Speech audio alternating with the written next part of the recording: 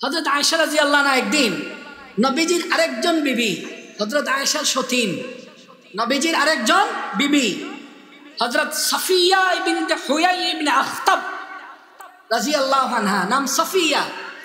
উনি দেখতে একটু খাটো ছিলেন। দেখতে কি ছিলেন? খাটো ছিলেন হযরত সাফিয়া।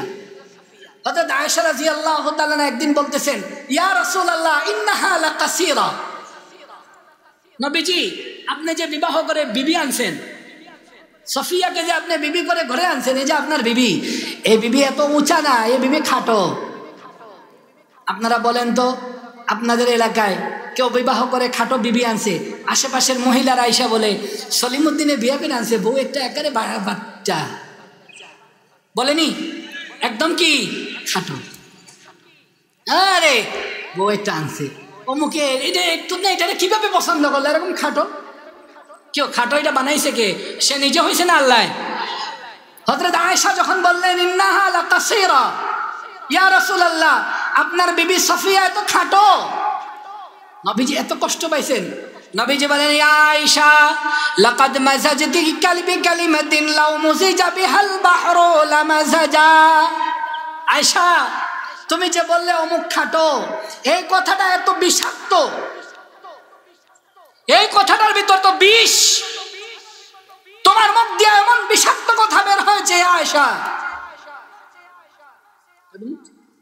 হ্যাঁ আয়েশা, তোমার মুখ দিয়ে যে কথা বের হয়েছে, এই কথা এত বিষাক্ত কথা আয়েশা, এই কথাটাকে যদি সমুদ্রের ভিতরে ছেড়ে দেওয়া হয়, লাউ মুযিজা বিহাল বাহরু, আয়েশা তোমার এই কথা যদি সমুদ্রে ছাড়া হয়।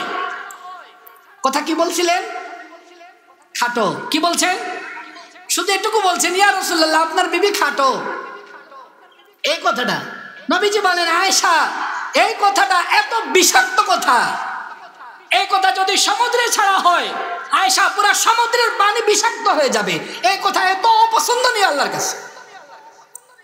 একটা কথা এত বিষাক্ত। চিন্তা করেন এবার আমরা কি পরিমাণ বলি, আমরা এটা কি পরিমাণ বলি দেখতে। এখন তার মহিলাকে খাটো বলা লাগে না, কোনো মানুষ যদি খাটো হয় যাইতেছে দেখেন, এরপরে খালি খাটো লইয়া নি, আরো কত কিছু লইয়া আমাদের সমাজে উপহাস, যাকে উপহাস করা হয়, যার দোষ ধরা হয়, যাকে তাচ্ছিল্য করা হয়, সে কি পরিমাণ লজ্জিত হয়। এখন আপনি একজনকে উপহাস করলেন, সে লজ্জিত হয়েছে, আপনার সাথে তার আর কোনোদিন বন্ধুত্ব হবে? সে তো চাইবে আপনার ক্ষতি করতে, এই তো সমাজের শান্তি নষ্ট হইল।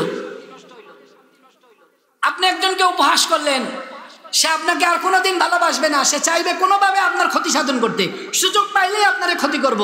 একজনে আরেকজনকে ক্ষতি করে, এক এলাকা আরেক এলাকাকে ক্ষতি করে, এক গোত্র আরেক গোত্রকে ক্ষতি করে, এই তো আস্তে আস্তে দ্বন্দ্ব, এই তো আস্তে আস্তে সমাজের শান্তি নষ্ট।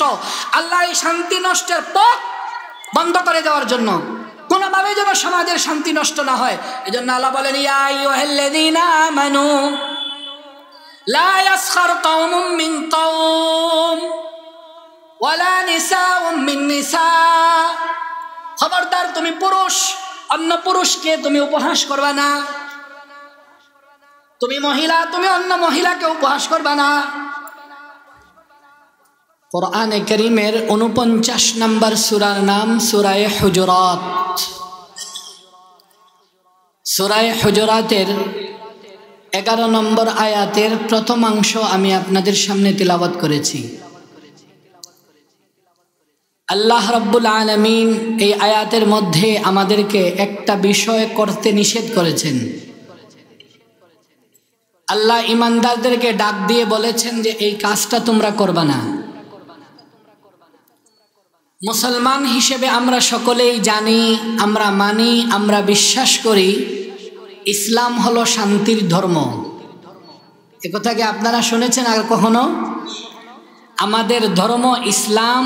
ইসলাম কিসের ধর্ম? শান্তির ধর্ম। ইসলাম এটা একটা আরবি শব্দ।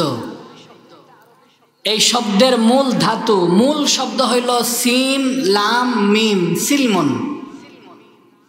সিন লাম মিম সিলমুন মানেই হইল শান্তি। মানে আমাদের ধর্মের শুরু থেকেই, নাম থেকেই শুরু হয়েছে শান্তি। তার মানে কোনো মানুষ যদি মুসলমান হয় তাহলে সে খুব শান্তিতে থাকার কথা। কিন্তু আমরা যদি হিসাব করি, হিসাব মেলাই, আমাদের ব্যক্তিগত জীবন, আমাদের পারিবারিক জীবন, আমাদের সামাজিক জীবন, কোথাও আমরা শান্তি পাইতেছি না।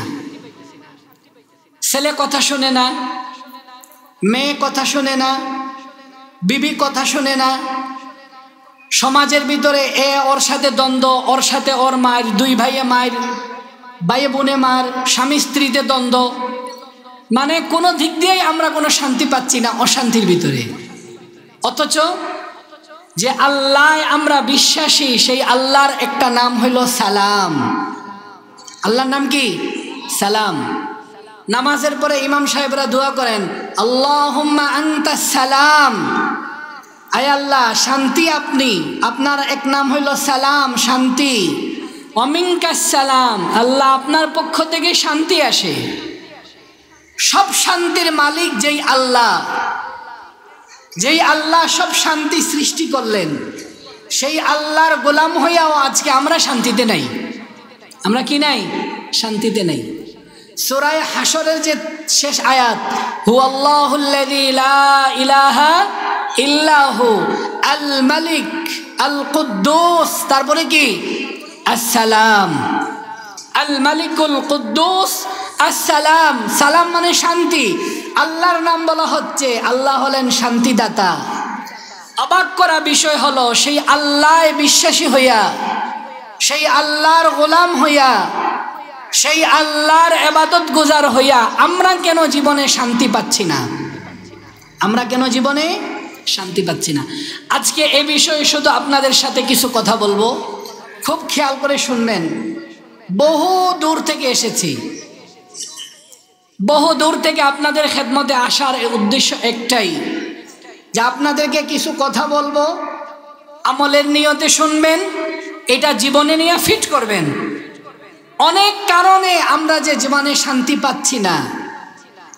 কোরআনে কারীমের যেই সূরা আমি আপনাদের সামনে তেলাওয়াত করেছি, এই সূরাটা হলো জীবন ঘনিষ্ঠ একটা সূরা। আল্লাহ এক এক সূরায় এক এক ভাবে কথা বলেন, এক এক বিষয়ে এক এক আলোচনা আল্লাহ করে থাকেন। যে সূরা আমি আপনাদের সামনে তেলাওয়াত করেছি, এই সূরাটা হইল জীবন ঘনিষ্ঠ সূরা। আমাদের জীবনে কিভাবে শান্তি আসবে, আমাদের জীবনে কিভাবে আরাম আসবে, আমাদের জীবনে কিভাবে শান্তি আসবে, এ বিষয়ে আল্লাহ রাব্বুল আলামিন এই সূরার মধ্যে আলোচনা করেছেন। যারা মুরব্বী ভাইরা আছেন, খালি এদিক সেদিক না থাকায় আমার দিকে তাকান। এসছেন কষ্ট করে, কথা শুনে যান, ইনশাল্লাহ লাভবান হবেন। এদিকে ডানে বামে কে আসা যাওয়া করতেছে, এদিকে তাকানো লাগবে না ইনশাল্লাহ। একটা বিষয় আপনাদেরকে আজকে বোঝাবো। আমরা সবাই আমলের নিয়তে বসি যে ইনশাআল্লাহ হুজুর আজকে যে আলোচনা করবেন আমরা এটা সবাই মেনে নিব, পারবো তো ইনশাআল্লাহ? হাত তুলে বলেন যে আমরা সবাই ওয়াদা করব, আজকে যে বিষয় আলোচনা করা হবে এটা আমরা বাড়িতে গিয়ে কেউ করব না, ইনশাআল্লাহ পারবো তো? আল্লাহ কোরআনে বলেন, যেই আয়াত আমি আপনাদের সামনে তেলাওয়াত করেছি, আল্লাহ বলেন, ইয়া আইয়ুহাল্লাযীনা আমানু লা ইয়াসখার কওমুম মিন কওম। হে ঈমানদারগণ, যারা আমি আল্লাহকে মানো, যারা আমি আল্লাহকে বিশ্বাস করো, দুনিয়াতে যদি শান্তিতে থাকতে চাও, পারিবারিক জীবনে যদি শান্তি চাও, সামাজিক জীবনে যদি শান্তি চাও, তো তোমাদেরকে আমি আল্লাহ একটা কথা বলি, শোনো। কি? আল্লাহ বলেন, লা ইয়াসখার কওমুম মিন কওম। একজন আরেকজনকে নিয়ে উপহাস করবা না, একজন আরেকজনকে খাটো করবা না, একজন আরেকজনকে তুচ্ছ-তাচ্ছিল্য করবা না। তোমার সমবয়সী একজন সমাজে কোনো অপরাধ করেছে, জানাজানি হয়ে গেছে, তুমি এটা জানো, খবরদার এটা নিয়ে তারে উপহাস করবা না। সে একটা অপরাধে ধরা পড়ে গেছে, তুমি জানো, এখন মানুষের সামনে তুমি এটা বলে বেড়াচ্ছ, তাকে ছোট করতেছো, তাকে খাটো করতেছো। আল্লাহ বলেন, খবরদার এই কাজ তোমরা করবা না। কি বলেন? আপনাদের এই রামগঞ্জ, লক্ষ্মীপুরে এটা আছে কিনা? কেউ একটা অপরাধ করছে, এলাকা এখন যেদিক দিয়ে হেঁটে যায় পিছন থেকে একজনে বলে ওই যে যাইতেছে, পরস্পরে বসে তাকে খুঁটা দিয়ে কিনা। এই আয়াত আল্লাহ কেন নাযিল করলেন, আল্লাহ কেন নিষেধ করলেন যে এই কাজটা তোমরা করো না, এর একটা প্রেক্ষাপট আছে। প্রেক্ষাপটটা বুঝেন, তাইলে খুব ভালোভাবে বুঝবেন আল্লাহ কেন নিষেধ করলেন। এক সাহাবী ছিলেন আমাদের মহানবীর খুব আদরের সাহাবী। এই সাহাবীর নাম হযরত সাবিত ইবনে কায়েস ইবনে শাম্মাস রাদিয়াল্লাহু তাআলা আনহু। হাদিস শরীফের মধ্যে এসেছে আমাদের মহানবী সাল্লাল্লাহু আলাইহি ওয়াসাল্লাম বলেছেন, নি'মার রাজুলু সাবিত ইবনে কায়েস ইবনে শাম্মাস, যে আমার সাবিত ইবনে শাম্মাস আমার সাহাবী, সে খুবই ভালো মানুষ, সে খুবই ভালো। নবীজি নিজে বলতেছেন সে খুবই ভালো মানুষ। চিন্তা করেন তো দেখি, যার ব্যাপারে নবীজি বলেন সে খুব ভালো মানুষ, সেই মানুষটা কত ভালো। হাদিস শরীফের মধ্যে এসেছে ওনার ব্যাপারে, কানা খতীবান বালিগান জাহিরাস সাউত। এই সাহাবী, ওনার একটা শান ছিল, উনি খুব সুন্দর করে বয়ান করতে পারতেন, খুব সুন্দর করে কথা বলতে পারতেন, এবং ওনার কণ্ঠ ছিল খুবই উঁচু, খুবই সাবলীল কথা বলতেন। আমাদের মতো কথা না যে এই যে একটা মাহফিল এখানে সাজানো হয়েছে, এখন মাইক লাগতেছে, আমি যদি আওয়াজ করি আপনারা এই মাহফিলের পিছনে যারা বসবেন শুনবেন না, আমাদের মতো গলা ছিল না। আমাদের মহানবীর চাচা হযরত আব্বাস রাদিয়াল্লাহু তাআলা আনহু, আমাদের মহানবীর চাচা হযরত আব্বাস রাদিয়াল্লাহু আনহু, ওনার ব্যাপারে হাফেজ ইবনে কাসির রাহমাতুল্লাহি আলাইহি আল বিদায়া ওয়ান নিহায়া কিতাবের মধ্যে লিখেছেন, উনি যখন কথা বলতেন, উনি যখন আওয়াজ করতেন, এই যে আমি কথা বলতেছি, উনি যখন এইভাবে কথা বলতেন, ওনার গলার আওয়াজ এত জোরে ছিল যে 8 মাইল দূর থেকে ওনার গলার আওয়াজ শোনা যেত। কয় মাইল? 8 মাইল দূর থেকে ওনার গলার আওয়াজ শোনা যেত। এখন তো মাইক লাগাইয়া 8 মাইল দূরে আওয়াজ পৌঁছানো যায় না। এই সাহাবী, হাদিস শরীফের মধ্যে এসেছে, কানা ফি উযুনিহি ওয়াকরুন وكان إذا أتى رسول الله صلى الله عليه وسلم وقد سبقوا بالمجلس وسعوا له। এই সাহাবী কানে একটু কম শুনতেন। এমন কিছু মানুষ আছে না যারা কানে কম শুনে? এই সাহাবী কানে কম শুনতেন, কানে একটু শুনতেন কম। এজন্য নবীজি সাল্লাল্লাহু আলাইহি ওয়াসাল্লাম যখন বয়ান করতে বসতেন, সাহাবায়ে কেরাম নবীজিকে বেষ্টন করে বসতেন। উনি যদি কোনোদিন পরে আসতেন তাহলে সাহাবায়ে কেরাম ওনাকে রাস্তা করে দিতেন, ওয়াসসাউ লাহু, রাস্তা করে দিতেন। কেন? উনি যদি দূরে বসেন, উনি যদি পিছনে বসেন, কানে তো কম শুনেন, আল্লাহর নবীর কথা উনি শুনতে পাবেন না। এজন্য সাহাবায়ে কেরাম ওনার জন্য রাস্তা করে দিতেন। ফায়াজলিসু ফি জামবিহি ফায়াসমাউ মা ইয়াকুল। ওই সাহাবী এসে আল্লাহর নবীর একদম কাছে বসতেন, আল্লাহর নবী যা বলতেন ওইটা উনি শুনতেন, ওইটা উনি শুনতেন। আল্লাহর নবী যা বলতেন এটা উনি কাছে বসে শুনতেন, সাহাবায়ে কেরাম রাস্তা করে দিতেন। ফায়াসমাউ মা ইয়াকুল ফাআকবালা যাতা ইয়াউমিন ওয়াকাদ ফাতাতহু রাকআতুম মিন সালাতিল ফজর। একদিনের ঘটনা, বাসা থেকে আসছেন মসজিদে নববীতে নামাজ পড়বেন, ফজরের নামাজ। কোন নামাজ? ফজরের নামাজ। এসে পান ফজরের নামাজের 1 রাকাত ছুটে গেছে, 1 রাকাত ছুটে গেছে। তো উনি নামাজে দাঁড়াইছেন।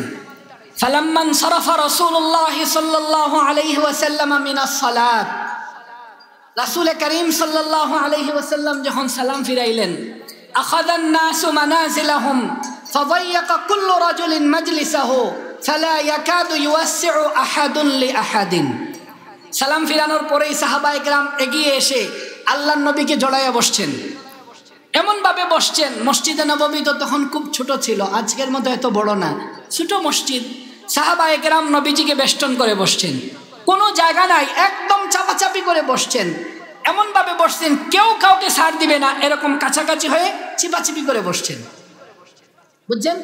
আর আল্লাহর নবীর মজলিসের সিস্টেম ছিল, ওয়াকানা আতা রাজুলুন ফালাম ইয়াজিদ মাজলিসান কামা কাইমান কামা হুয়া। সাহাবায়ে কেরামের অভ্যাস ছিল নবীজির দরবারে বসার পরে পরবর্তীতে যদি কেউ আসতেন আইসা দেখতেন বসার জায়গা নাই, আদবের সাথে দাঁড়াইয়া থাকতেন। এটা ছিল নবীর মজলিসের আদব। কোনো আওয়াজ করা যাবে না, কোনো সাউন্ড করা যাবে না, চুপচাপ সাহাবা একরাম বসে থাকতেন। কিভাবে বসতেন? হাদিস শরীফে আসছে, কাআন্না আলা রুউসিহিমুত তুয়ুর। সাহাবা একরাম নবীর মজলিসে এমন ভাবে বসতেন, মাথার উপরে মনে হইতো পাখি বসে আছে, নড়া মারলেই পাখি চলে যাবে। এমন মানুষ যার মাথায় পাখি বসা, সে যেমন একদম নীরব, কোনো নড়াচড়া নাই। এইভাবে সাহাবা একরাম নবীর মজলিসে বসতেন। এখন সাহাবা একরাম সবাই বসে গেছেন, ওনার তো নামাজ এক রাকাত ছুটে গেছে, উনি এক রাকাত নামাজ পড়ছেন। নামাজ যখন শেষ হয়েছে, ফালাম্মা ফারাগা সাবিতুম মিনাস সালাত আকবালা নাহওয়া রাসূলিল্লাহি সাল্লাল্লাহু আলাইহি ওয়াসাল্লাম وجعل يتخطى رقاب الناس ويقول تفسحوا فجعلوا يتفسحون له। নামাজ শেষ করে উনি মসজিদের পিছন থেকে নবীজির দরবারে আসতেছেন, নবীজির কাছে। আগের থেকে সিস্টেম হইল, উনি যখন আসেন সবাই কি করে দে? রাস্তা করে দে। কানে কম শোনেন, নবীজির কাছে এসে বসবেন। আসতে শুরু করেছেন, উনি আসতেছেন আর মানুষকে বলতেছেন, এই রাস্তা দাও, সরো, আমি আসতেছি, রাস্তা দাও। সবাই রাস্তা দিছে। হাত্তা ইনতাহা ইলা রাসূলিল্লাহি সাল্লাল্লাহু আলাইহি ওয়াসাল্লাম বাইনাহু ওয়া বাইনা রাজুলিন। একদম নবীজির কাছে চলে আসছেন। আর একজন মানুষ, নবীজি বসা, একজন মানুষ, তারপরে উনি। নবীজির একদম সামনে যে লোক বসছে, এই লোক আর ওনাকে জায়গা দিচ্ছে না। এই লোক কি দিচ্ছে না? জায়গা দিচ্ছে না। উনি বলতেছেন, তাফাসসাহ, সরো, আমাকে জায়গা দাও, এটা আমার নিয়ম, আমি এসে নবীজির কাছে বসবো, আমি কানে কম শুনি, সরো। ওই সাহাবী বলেন, ইন্নী আসাবতু মাজলিসান, এই মিয়া, বহুত কষ্ট করে নবীজির কাছে বসার জায়গা নিছি, আমি বহুত কষ্ট করে এই সৌভাগ্য আমি লাভ করেছি যে নবীজির কাছে বসেছি, আমি তোমাকে জায়গা দিতে পারবো না। ফাআজলাসা সাবিতুন খালফাহু মুগদাবা। হাদিস শরীফে এসেছে, হযরত যায়েদ ইবনে সাবিত ইবনে কায়েস ইবনে শাম্মাস রাদিয়াল্লাহু আনহু রাগে আগুন হয়ে গেছেন। আর চুপচাপ পিছনে বসে পড়ছেন, জায়গা দেয় না, পিছনে বসে গেছেন। নবীজি যেহেতু আছেন, এখানে উচ্চবাচ্য করা যাবে না, চুপচাপ পিছনে বসে গেছেন একজনের পিছনে। নবীজি বয়ান করেছেন, নবীজি বয়ান করে চলে গেছেন। মসজিদে নববীতে তখন কারেন্ট নাই, অন্ধকার, ফজরের নামাজের পর, এখনো সূর্য উদয় হয় নাই, অন্ধকার।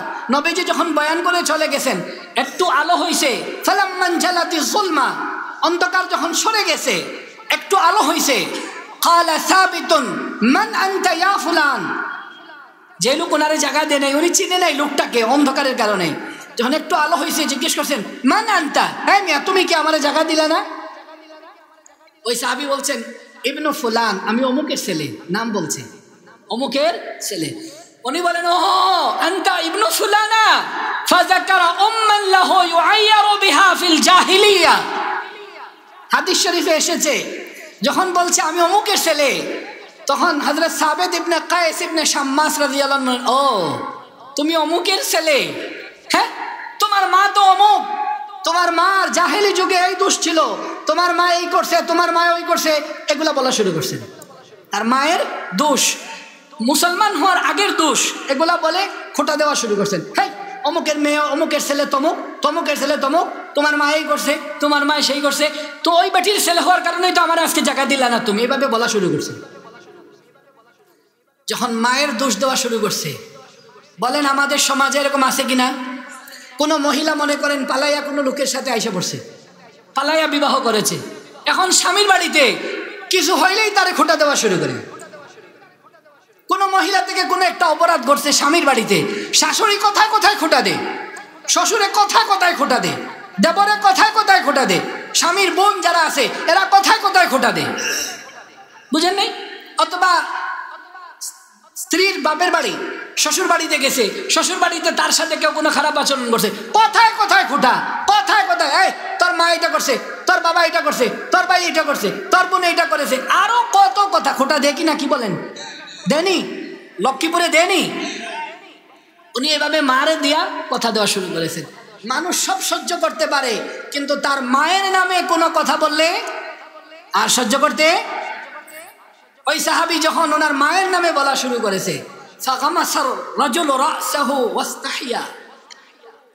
সাহাবী লজ্জায় মাথা নিচু করে ফেলছেন যে আমার মায়ের নামে খোঁটা দিল, মানুষের সামনে, সবার সামনে আমার মায়ের নামে খোঁটা দিল। আল্লাহ কোরআনে আয়াত নাযিল করে দিয়েছেন, ইয়া আইয়ুহাল্লাযীনা আমানু লা ইয়াসখার কওমুম মিন কওম। হে মুসলমান, কি হইল তোমাদের? এক ভাই একটা অপরাধ করেছে, একজন পুরুষ একটা অপরাধ করেছে, একজন মহিলা একটা অপরাধ করেছে, একজন ভাইয়ের তুমি অপরাধ জানো, শুনেছো, তো এটার কি অর্থ যে কথায় কথায় তাকে খোঁটা দেওয়া, কথায় কথায় তাকে দোষারোপ করা, কথায় কথায় তার মন্দ চর্চা করা? আল্লাহ বলেন, মুসলমান খবরদার, ইমানদার খবরদার, কোনোদিন কথায় কথায় কাউকে খোঁটা দিবা না, উপহাস করবা না, তুচ্ছ তাচ্ছিল্য করবা না। তুচ্ছ তাচ্ছিল্য, যেই সাবেত রাদিয়াল্লাহু আনহু এই তুচ্ছ তাচ্ছিল্য করলেন, উনি কি আপনার আমার মতো সলিমুদ্দিন কলিমুদ্দিন? না ভাই, উনি এত পাওয়ারওয়ালা সাহাবী। হাদিস শরীফের মধ্যে এসেছে, ইলমে হাদিস, এই যে আমরা হাদিস বলি, এই হাদিস সর্বপ্রথম যিনি সংকলন করেছেন ওনার নাম হযরত ইমাম ইবনে শিহাব আজ-জুহরি রাহমাতুল্লাহি আলাইহি। উনি হাদিস বর্ণনা করেছেন, আন্না ওয়াফদা বানি তামিম লাম্মা কাদিমুল মাদিনাতা ওয়াফতাখারা খাতীবুহুম বিউমুরিন ফাকালা রাসূলুল্লাহ সাল্লাল্লাহু আলাইহি ওয়াসাল্লাম কুম ইয়া সাবিত ফাজিব খাতীবাহুম ফাকামা ফাহামিদাল্লাহ ওয়া আবলাগা ফাসুররা রাসূলুল্লাহ সাল্লাল্লাহু আলাইহি ওয়াসাল্লাম ওয়াল মুসলিমুনা বিমাকামিহি। আমাদের নবীজি মদিনা শরীফে বসা। নবীজির যুগে মদিনা শরীফ থেকে একটু দূরে একটা গোত্রের নাম ছিল বনি তামিম। কি গোত্রের নাম ভাই? আরো জুড়ে বলেন, কি গোত্রের নাম? বনি তামিম। আমি শুরুতে বলেছি ভাই, একটা জীবন ঘনিষ্ঠ বিষয়ে কথা বলতেছি, খেয়াল করে শুনবেন। আমি গত বছরের আগের বছর একবার এসেছিলাম, বলে গেছি এটা আমার শ্বশুর বাড়ির এলাকা। আমার গ্রামের বাড়ি, দেশের বাড়ি হলো সিলেট, থাকি ঢাকাতে, বিবাহ করেছি আপনাদের নোয়াখালীতে। বুঝতে পেরেছেন? যদিও এখনো পর্যন্ত শ্বশুর বাড়ি যাওয়া হয় নাই, ওনারা ঢাকাতে থাকেন। আজকে আপনাদের এখানে এসছি, কথা যেটা বলতেছি বোঝার চেষ্টা করেন। এই সাহাবী ব্যাপারে বলতেছি, উনি কত ফজিলতওয়ালা সাহাবী। উনি ভুলে একজনকে একটা খোঁটা দিয়ে দিছেন, আল্লাহ এটা পছন্দ করেন নাই। উনি আপনার আমার মতো সলিমুদ্দিন না, উনি বহুত ফজিলতওয়ালা সাহাবী। কেমন সাহাবী? আল্লাহর নবীর যুগে মদিনা শরীফ থেকে একটু দূরে একটা গোত্রের নাম কি বলেন তো? বনি তামিম। কি নাম? বনি তামিম। এই তামিম গোত্রের মানুষ আসছে নবীজির কাছে। এরা এখনো মুসলমান হয় নাই, এখনো কাফের। তারা আসতে সময় একজনকে নিয়ে আসছে, আল্লাহর নবীর সাথে কথা বলবে। কিন্তু এই লোকটা ছিল খুবই স্পষ্টভাষী, একদম দারুণ ভাবে কথা বলতে পারে, কথার ভিতরে জাদু আছে, এরকম কথা বলতে পারে। এজন্য তার নিজের একটা অহংকারী ছিল, মুসলমান নাকি আমার সাথে কথা বলে পারবে? আমার মতো এত স্পষ্টভাষী, আমার মতো এত সাবলীল, আমার মতো এত বাকপটু মানুষ মুসলমানরা পাবে কোথায়? তার মনে মনে এমন ছিল, ওয়াফতাখারা খাতীবুহুম বিউমুরিন। তাদের যে বক্তা ছিল, সেই বক্তা নিজে খুব যে আমি তো সাবলীল কথা বলতে পারি। আল্লাহর নবী এটা দেখে, এই সাবেদ, যেই সাবেদ একজন মানুষকে খোঁটা দিয়েছিলেন, আল্লাহ তার বিরুদ্ধে কোরআনে আয়াত নাযিল করে দিয়েছেন। আল্লাহর নবী এই সাবেদকে বললেন, কুম ইয়া সাবিত ফাজিব খাতীবাহুম। সাবেদ, এর সাথে আমি কি কথা বলবো? তার সাথে আমারও কথা বলার প্রয়োজন নেই। সাবেদ, এক কাজ করো, আমার পক্ষ হইয়া তুমি তাদের খতীবের কথার জবাব দিতে থাকো। ফাকামা সাবিতুন। হযরত সাবিত রাদিয়াল্লাহু দাঁড়িয়েছেন, ফাহামিদাল্লাহ, দাঁড়িয়ে আল্লাহর প্রশংসা শুরু করেছেন এবং এমন বক্তব্য দিছেন যে তার বক্তব্যের কারণে কাফেররা নাকানি চুবানি খাইয়া পরাজয় বরণ করছে। পরাজয়, আল্লাহর নবী অনেক খুশি হয়েছেন। সিয়ারু আলামিন নুবালা, ইতিহাস এবং তারাজিমের একটা চমৎকার কিতাব। এই কিতাবের ভিতরে ঘটনা লিখেছে, হাদিস শরীফের মধ্যে এসেছে, আমাদের মহানবী একবার মসজিদে নববীতে বসা, একদল সাহাবায়ে কেরাম এসছেন যে ইয়া রাসূলুল্লাহ, আমাদের গোত্রের একজন প্রধান বানাইয়া দেন। আমাদের দেশে যেমন মেম্বার বানানো হয়, একটা এলাকার একজন প্রধান, সাহাবায়ে কেরামের যুগে এরকম এক এক গোত্রের এক একজন রাইস ছিল, প্রধান ছিল। ওনারা আসছেন যে ইয়া রাসূলুল্লাহ, আমাদের একজন প্রধান বানাইয়া দেন। আল্লাহর নবী বসা। হযরত আবু বকর রাদিয়াল্লাহু বলছেন, ইয়া রাসূলুল্লাহ, আমার মনে হয় অমুকরে তাদের এলাকার নেতা বানাইলে ভালো হয়। যেমন আমরা মেম্বার অমুক তমুক তমুক তমুক, এরকম অমুকরে বানাইলে ভালো হয়। হযরত ওমর রাদিয়াল্লাহু আনহু বললেন, ইয়া রাসূলুল্লাহ, আমার মনে হয় অমুকরে বানাইলে ভালো হয়। আবু বকর রাদিয়াল্লাহু বলেন না না না, ওর তো এই সমস্যা, অমুকরে বানাইলে ভালো হয়। ওমর রাদিয়াল্লাহু বলেন না, আপনি যার কথা বলছেন এ ভালো না, আরেকজনে বানাইলে ভালো হয়। নবীজি চুপ করে বসে আছেন। আবু বকর রাদিয়াল্লাহু আর ওমর রাদিয়াল্লাহু পরস্পর কথা কাটাকাটি হচ্ছে। কথা যখন কাটাকাটি শুরু হয়েছে, আওয়াজ একটু জোরে হয়েছে। যখন একজনে আরেকজনের কথা কাটতে থাকে তখন গলার আওয়াজ একটু জোরে হয় না? জোরে হয়েছে। আল্লাহ কোরআন শরীফে আয়াত নাযিল করছেন, ইয়া আইয়ুহাল্লাযীনা আমানু লা তারফাউ আসওয়াতাকুম ফাওকা সাওতিন নবী ওয়া লা তাজহারু লাহু বিল কওলি কাজাহরি বাযিকুম লিবাযিন আন তাহবাতা আমালুকুম ওয়া আনতুম লা তাশউরুন। যেখানে নবীজি হাজির থাকবেন ওখানে জুড়ে কথা বলবা না, খবরদার। জুড়ে কথা বলা তো অনেক পরে। তোমরা একজন আরেকজনকে যেভাবে কথা বলো এইভাবে কথা বলবা না। এইভাবে যদি কথা বলো, তোমরা পরস্পরে যেভাবে কথা বলো এইভাবে যদি কথা বলো, তাহলে খবরদার তোমাদের সারা জীবনের সমস্ত আমল এবং সমস্ত সওয়াবের কাজ ধ্বংস এবং বরবাদ হইয়া তোমরা জান্নাত থেকে জাহান্নামের পথিক হয়ে যাবে। আল্লাহ আমাদেরকে হেফাজত করেন। এই আয়াত যখন নাজিল হইল, হযরত সাবেত ইবনে কায়েস ইবনে শাম্মাস, যার কথা বললাম যে উনি একজনকে খোঁটা দিছিলেন, উনি বলতেছেন হায় হায় আমি তো শেষ। কেন? কুনতু আরফাউ সাওতি ফাওকা সাওতিহি, আমার গলার আওয়াজ একটু বড়, আমি একটু জোরে কথা বলি, আমার গলার আওয়াজ নবীজির সামনে জোরে হয়ে যায়।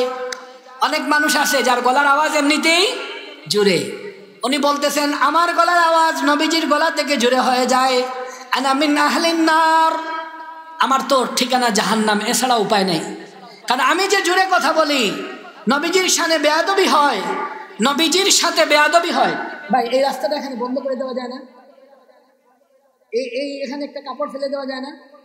মানুষগুলা এদিকে আসা যাওয়া করে আর ওনারা এদিকে তাকায় গেছে। এটা একটু বন্ধ করে দেওয়া যায় কিনা? আর এখানে বারান্দায় যেন কেউ জোরে কথা না বলেন। বছরে 360 দিনের ভিতরে 359 দিন তো ওনারা কথা বলছে। আজকে আমরা আসছি, আজকে একটু আমরা কথা বলি। ওনারা একটু চুপ থাকলে হয় ভালো। মাদ্রাসার ভিতরে বারান্দায় যারা আছেন আপনারা একটু আস্তে কথা বলেন। এই সাহাবী ভয় পাচ্ছেন যে হায় হায় আমার ঠিকানা কোথায় হয়ে গেছে? জাহান্নামে। কারণ আমি জোরে কথা বলি। এজন্য উনি নবীজির দরবারে আসা বন্ধ করে দিয়েছেন যে আমি যদি যাই জোরে কথা বলবো, নবীজির সাথে বেয়াদবি হয়ে যাবে, আমার ঠিকানা জাহান্নামী হয়ে যাবে।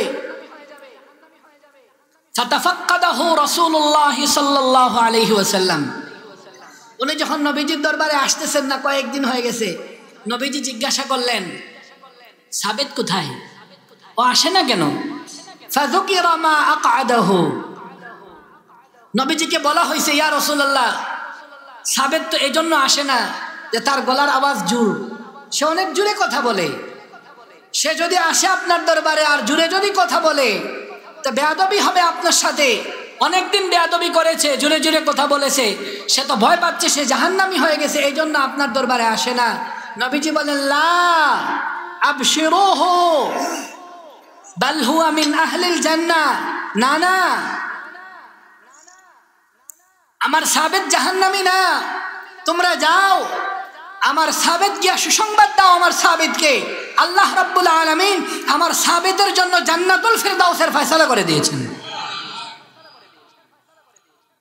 এমন সাহাবী যিনি নবীজির মুখে জান্নাতের সুসংবাদ পেয়ে গেছেন, আল্লাহ যার জন্য জান্নাতের ফয়সালা করে দিয়েছেন, এমন সাহাবী আরেকজনকে খোঁটা দেওয়া যদি আল্লাহ পছন্দ না করেন, ও ভাই আপনি আর আমি কোন মর্যাদা পাইয়া, আপনি আমি কোন সৌভাগ্য পাইয়া, আপনি আমি কোন ফজিলতের অধিকারী হইয়া আরেকজনকে খোঁটা দেই? পাশের বাড়ির একজনকে খোঁটা দেই, পাশের বাড়ির মহল্লার আরেকজনকে খোঁটা দেই। এখন তো বাংলাদেশে শুরু হয়ে গেছে গ্রামে গ্রামে খোঁটা। আমার গ্রামের বাড়ি সিলেটে আমি দেখেছি, এই গ্রামের মানুষ ওই গ্রামের মানুষকে ভালো পায় না, বিভিন্ন খোঁটা দেয়। আরে অমুক এলাকার মানুষ, আরো অ্যাডভান্স হইয়া জেলাকে জেলাকে মানুষ খাটো করে, ও এ বাড়ি এত বরিশাল্লা, এত নহেল্লা, এত সিলেটটা, এত ময়মনসিংহা। হ্যাঁ আরে ওনার বাড়ি ঢাকাতে হয়েছে এজন্য উনি আল্লাহর প্রিয় হয়ে গেছেন, এমন কোনো কথা আছে? ওর বাড়ি নোয়াখালী এজন্য সে খারাপ হয়ে গেছে? এর বাড়ি বরিশাল, সে খারাপ হয়ে গেছে। অমুকের বাড়ি সিলেট, সে খারাপ হয়ে গেছে। এমন কথা কোরআন হাদিসে কোথাও আছে? আল্লাহ নিষেধ করছেন। ভাইরে, আপনি আর আমি সামান্য যোগ্যতার বলে, সামান্য হয়তো পড়াশোনা করেছি, আরেকজনে পড়তে পারে নাই, তারে আমি খোঁটা দিচ্ছি। আমি একটু সুন্দর, সে কালো, তারে আমি খোঁটা দিচ্ছি। সে গরিবের ছেলে, তাকে আমি খোঁটা দিচ্ছি। এটা আল্লাহ পছন্দ করেন না। আল্লাহর কাছে এটা বড় দোষ। হাদিস শরীফের মধ্যে এসেছে, একটা আয়াত শোনাচ্ছি আপনাদেরকে, একটা ঘটনা শোনাই, খুব খেয়াল করে শুনবেন। আমি এরকম সচরাচর মাহফিলে কম আসি, যাই না, বুঝেননি? ওয়াজ মাহফিলে এগুলোতে গেলে সুর দেওয়া লাগে, সার দেওয়া লাগে, ঢং করা লাগে, আজান দেওয়া লাগে, গান শোনানো লাগে। ওয়াজ মাহফিলগুলো এখন আর ওয়াজ মাহফিল রয়েছে না, এগুলো তামাশার মঞ্চ হয়ে গেছে। আমি খুব কম যাই। আমি গেলে এই কোরআন হাদিসের কিছু কথা শোনাই, যেন আমি যদি আর জীবনে নাও আসি, আপনারা এটার উপরে আমল করবেন, আমি বাসায় বসে বসে সব পাইতে থাকবো। এই জন্য আপনাদের কাছে আসা, দিলের দরদের সাথে কয়টা কথা বলতেছি, খেয়াল করে শোনেন। কোরআনে কারীমের মধ্যে একটা আয়াত আছে, আল্লাহ বলেন, ইয়া আইয়ুহাল্লাযীনা আমানুত্তাকুল্লাহা হাক্কা তুকাতিহি, হে ঈমানদারগণ, তোমরা আল্লাহরে ডরাও, ডরার মতো ডরাও, ডরানোর মতো ডরাও, এমন ডরাও আল্লাহরে।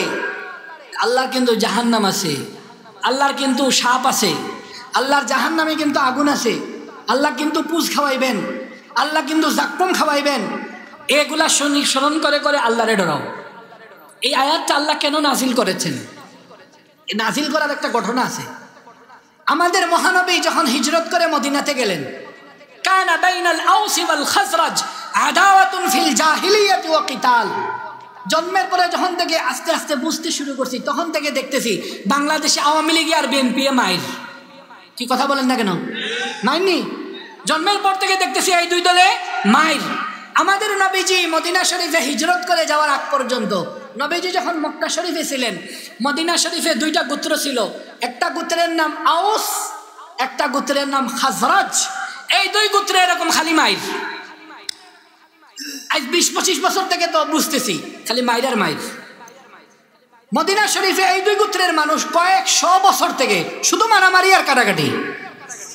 আমাদের নবীজি যখন হিজরত করে মদিনাতে গেলেন, ফাআসলাহা বাইনাহুম, নবীজি তাদের মধ্যে খাতির লাগাইয়া দিছেন।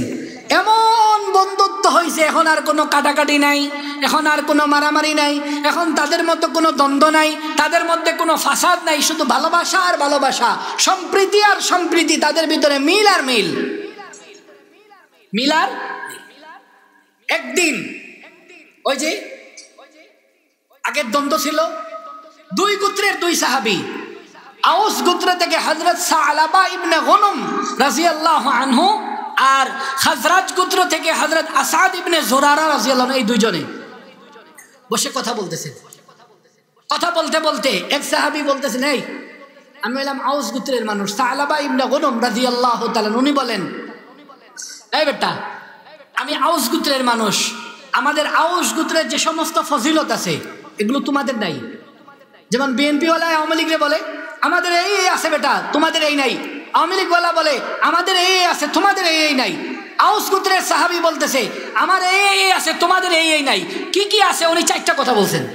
কয়টা কথা বলছেন? 4টা কথা। 1 নম্বর বলছেন, এ মিয়া, আমি আউস গোত্রের ভিতরে একজন সাহাবী আছে, ওনার নাম হইল খুজাইমা ইবনে সাবিত। খুজাইমা ইবনে সাবিত, ওনার উপাধি হইল যুশ শাহাদাতাইন।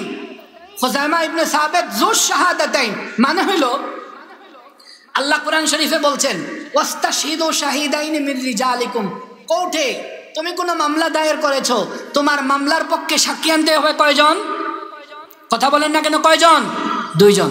এটা আল্লাহর বিধান যে সাক্ষী আনো 2 জন, হয় 2 জন পুরুষ অথবা 1 জন পুরুষ আর 2 জন মহিলা, 3 জন সাক্ষী আনবা। কিন্তু একজন সাহাবী আছেন, ওনার নাম হযরত খুজাইমা ইবনে সাবিত রাদিয়াল্লাহু আনহু। উনি যদি সাক্ষী দেন তাহলে 2 জন সাক্ষী লাগে না, ওনার একজনের সাক্ষী আল্লাহর কাছে 2 জন সাক্ষীর কায়েম মাকাম হয়ে যায়। কেন হয়? আমাদের নবীজি একবার ইশতারা বাঈরাম মিন ইয়াহুদিয়িন, এক ইহুদি থেকে, এই ইহুদিরা যে খুব খাটাস, এই যে ইসরায়েলে এগুলা খুব খাটাস, আল্লাহর নবীর জামানায় আল্লাহর নবীরে খুব জ্বালাইছে এরা। নবীজি এক ইহুদি থেকে বাজারে গিয়ে উট কিনে আনছেন। ওয়াওফাস সামানা, উটের টাকাও দিয়ে দিয়েছেন, উট কিনে আনছেন, উটের টাকা দিয়ে দিয়েছেন। ইহুদি খারাপ জাতি কয়দিন পরে মসজিদে নববীর সামনে চিল্লা ফাল্লা শুরু করছে, এই তোমাদের নবী কোথায়? চিল্লা ফাল্লা শুরু করছে, কি আমার উটের টাকা দাও। নবীজি বলেন, ভাই আমি তো তোমার উটের টাকা দিয়ে দিছি, তোমার উট কিনলাম, তোমার থেকে উটের টাকা দিয়ে দিলাম, এখন আবার আইসা চিল্লা চিল্লি করতেছো কেন? এই ইহুদি বলে, হালুম্মা শাহিদান, তুমি যে আমার উটের টাকা দিয়েছো সাক্ষী দাও। আর নবীজি যখন উট কিনছেন, নবীজির কাছে কেউ ছিল না, নবীজি একা ছিলেন, সাক্ষী আনবেন কোত্থেকে? সাহাবায়ে কেরাম সাথে ছিলেন। যখন ওই চিল্লা ফাল্লা করতেছে মসজিদে নববীতে, নবীজি বলতেছেন আমি সাক্ষী দিব কোত্থেকে, আমার তো ওই সময় কেউ ছিল না। সাহাবায়ে কেরাম সবাই চুপ, হযরত আবু বকর রাদিয়াল্লাহু আনহু চুপ, হযরত ওমর ফারুক রাদিয়াল্লাহু আনহু চুপ, হযরত ওসমান রাদিয়াল্লাহু আনহু চুপ, আরো বড় বড় সাহাবায়ে কেরাম সবাই চুপ, কেউ কথা বলতেছেন না। হযরত খুযাইমা ইবনে সাবিত রাদিয়াল্লাহু আনহু দাঁড়াইছেন, দাঁড়ায় বলেন, ইয়া রাসূলুল্লাহ, আমি সাক্ষী দিচ্ছি আপনি ইহুদিকে উটের টাকা দিয়ে দিবেন। নবীজি বলেন, কাইফা আশহাদতা, তুমি কিভাবে সাক্ষী দিচ্ছ? ওয়ালাম তাকুন মাই, তুমি তো আমার সাথে ছিল না। সাক্ষী হইলে তো দেখা লাগে, এই হাইকোর্টের মতো না, বাংলাদেশের হাইকোর্টে 500 টাকা দিয়ে সাক্ষী কিনতে পাওয়া যায়, বুঝেন নাই? বাংলাদেশের হাইকোর্টে সাক্ষী কয় টাকা দিয়ে কিনতে পাওয়া যায়? 500 টাকা দিয়ে।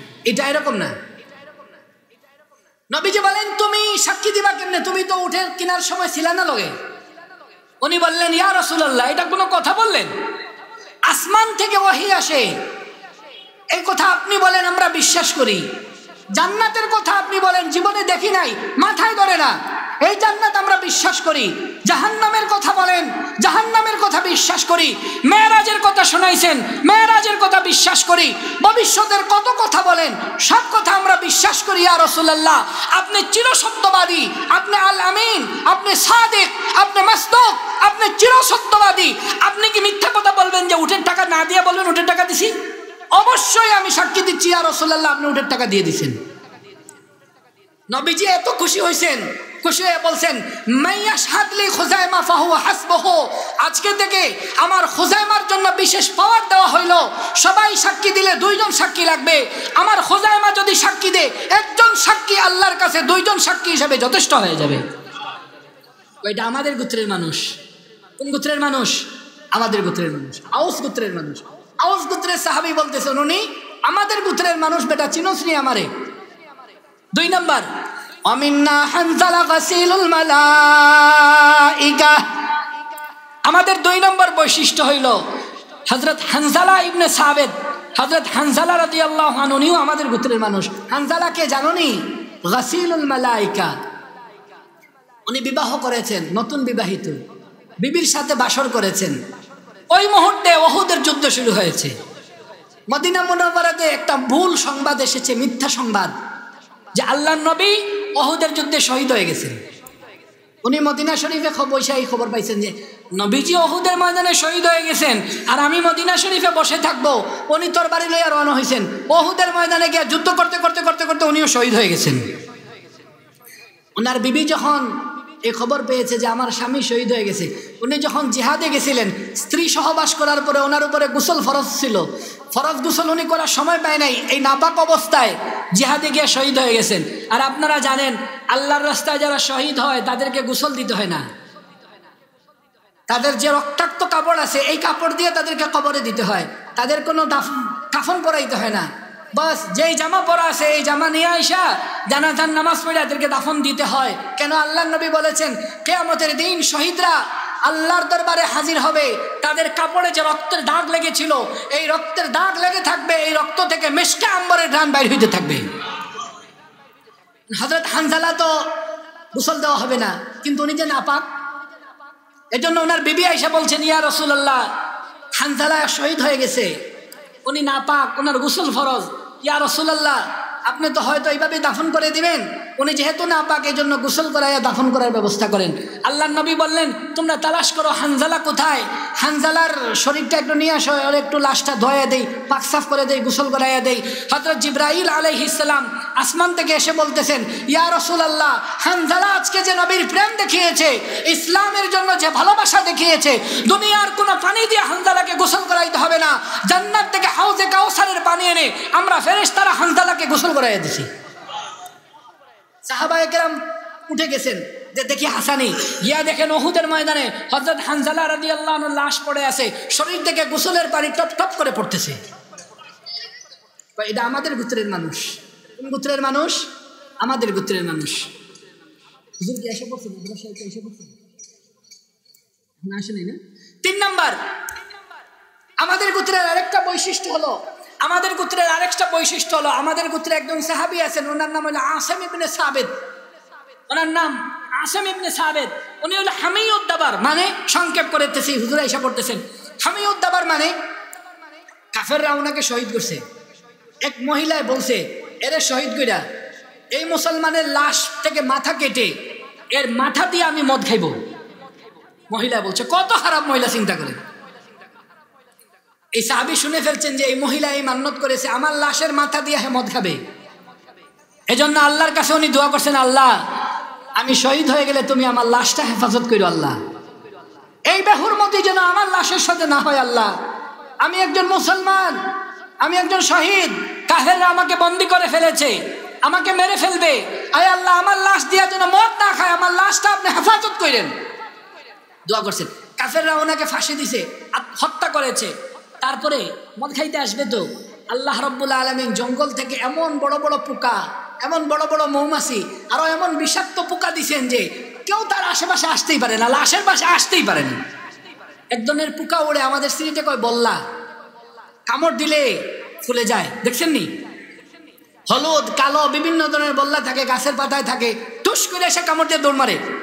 আল্লাহ এরকম বল্লা পাঠাইয়া ওনার লাশের হেফাজত করছেন। দিনের বেলা লাশ এভাবে আল্লাহ হেফাজত করছেন। আর রাত্র যখন হয়েছে, আল্লাহ এমন বৃষ্টি দিছেন মক্কা শরীফে, এমন বৃষ্টি, পুরা মক্কা বন্যা হয়ে গেছে। ওনার লাশ বন্যার পানি কোথা থেকে কোথায় নিয়ে গেছে কাফেররা টেরও পায় নাই। আল্লাহ কুদরতি ভাবে ওনার লাশ হেফাজত করছেন। সাহাবী বলতেছেন এটা আমাদের গোত্রের মানুষ।